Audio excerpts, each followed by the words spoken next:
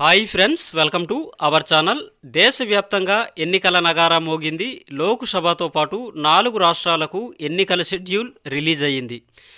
అదేవిధంగా chief election commissioner Rajdev Kumar election schedule ప్రకటించడం అయితే జరిగింది.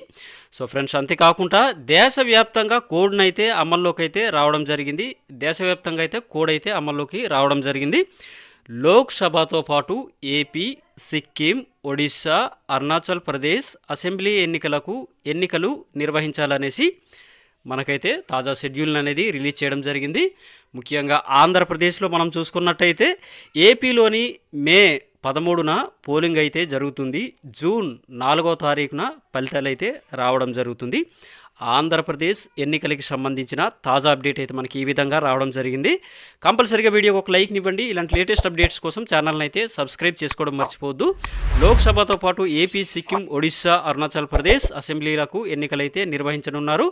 ఏపీలోనైతే మే 13వ తారీఖు నుండి పోలింగ్లు అయితే జరుగుతున్నాయి. అదేవిధంగా జూన్ 4వ తేదీన ఫలితాలు అయితే రావడం జరుగుతుంది. ఏపీ ఎలక్షన్లకు సంబంధించిన తాజా అప్డేట్ అయితే మనకి ఈ విధంగా అయితే రావడం జరిగింది. సో ఫ్రెండ్స్, సరికొత్త అప్డేట్స్ మన ఛానల్లోని ప్రతిరోజు అప్లోడ్ అవుతూనే ఉంటాయి. కంపల్సరీగా ఛానల్ని అయితే ఫాలో అవ్వండి.